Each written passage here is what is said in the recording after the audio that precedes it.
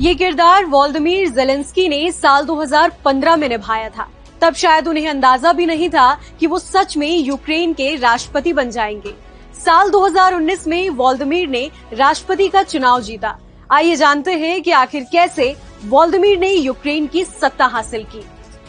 राष्ट्रपति वोल्दिमीर एक बेहतरीन एक्टर के साथ सुपरहिट कॉमेडियन भी रह चुके हैं। वो पियानो काफी अलग अंदाज में बजाते हैं। एक स्टेज शो के दौरान उन्होंने अपने दोनों हाथ ऊपर कर पियानो बजाया था, जिसे देखकर लोगों की हंसी का ठिकाना नहीं रहा।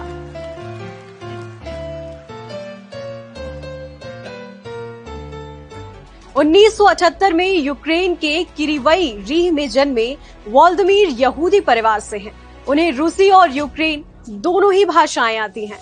कीव नेशनल इकोनॉमिक यूनिवर्सिटी से ग्रेजुएशन करने के बाद वोल्दिमीर को सफलता मिली बतौर कॉमेडियन।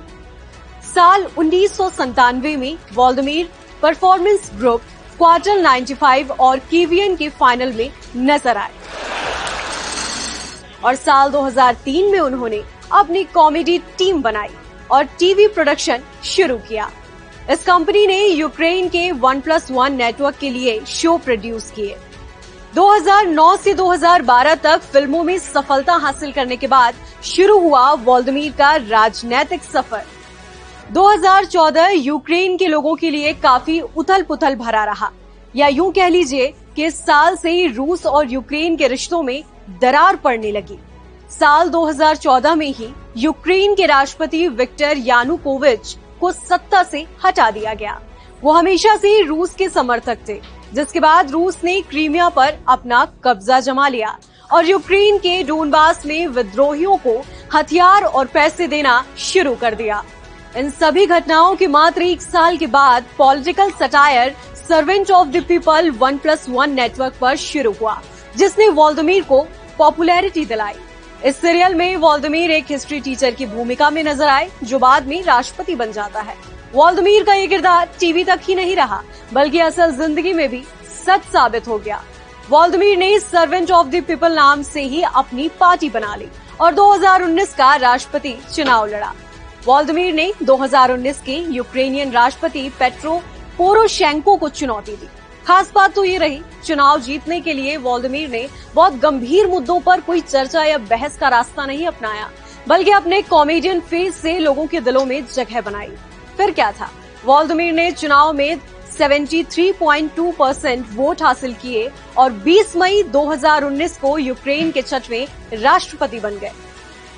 लेकिन कहते हैं ना कि सफलता के साथ विवादों का भी जन्म होता है। ऐसा ही हुआ यूक्रेन के राष्ट्रपति वोल्दिमीर के साथ।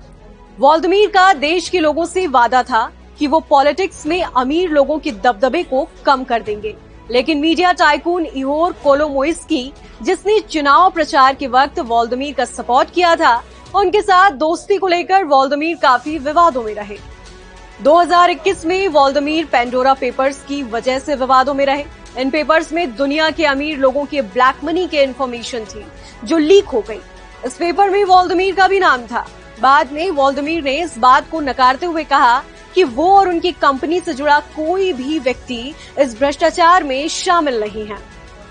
तो ये थी वोल्दिमीर ज़ेलेंस्की की एक कॉमेडियन से राष्ट्रपति बनने और राष्ट्रपति से रूसी फौज से घिरने की कहानी।